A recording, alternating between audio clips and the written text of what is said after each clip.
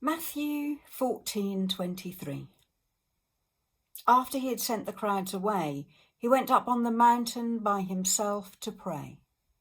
And when it was evening, he was there alone. Luke 5:16. But Jesus himself would often slip away to the wilderness and pray. Jesus knew how important it was to take time to be in the presence of the Father, to get away from the crowds, to concentrate solely on our inner being and our relationship with God. We call it a quiet time.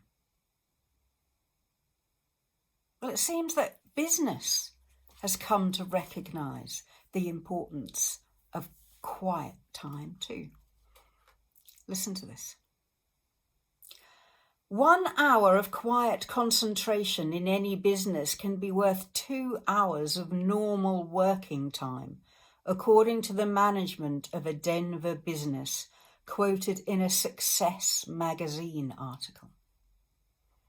Interruptions are the biggest enemy of creativity, says Gary Desmond, a principal of Hooverberg Desmond, a $30 million a year architectural firm. To minimise the inevitable interruptions in the firm's large open offices, Desmond came up with the idea, which is more familiar to kids than corporations, of the quiet hour. Every morning from 10 a.m. to 11 a.m, no one at HBD, including the principals, may communicate with anyone else inside or outside the office. Basically, we're sitting at our desks for that hour, says Desmond, who makes allowances for emergency phone calls, of course. We try to focus totally on our clients' designs. Initially, 25 employees rejected the concept. Management had to explain that this was not a response to bad work habits. It was a vehicle to make us concentrate even more rigorously. Although he now concedes that quiet hour is an excellent crack the whip technique. But what do the clients think of it?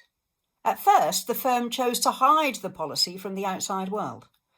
Businesses that found out used to ask if we served milk and cookies during quiet hour. But we stuck to it, and now those same firms respect how much we're trying to accomplish every morning.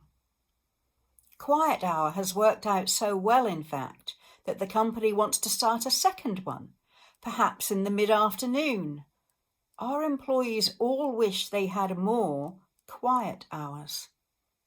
It gives us what most businesses need so badly, a little time to think.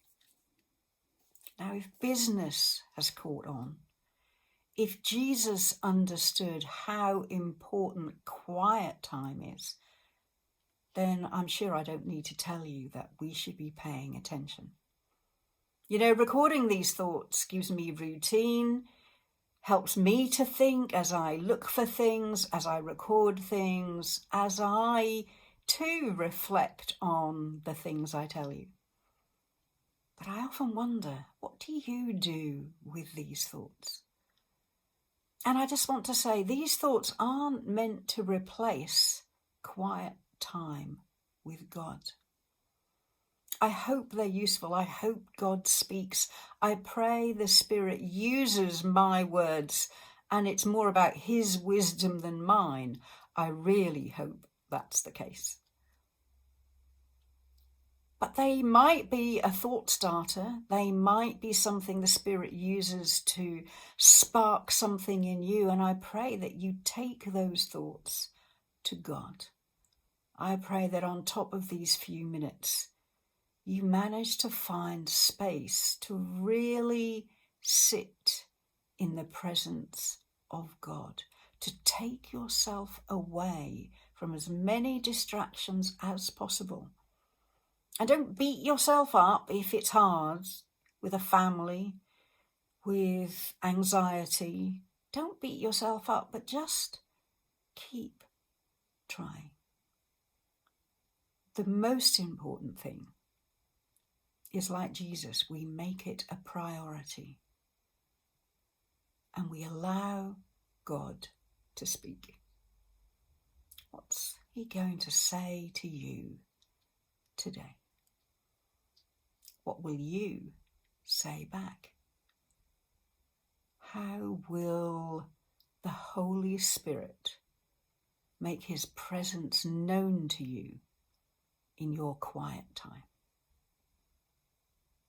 See you tomorrow. Bye.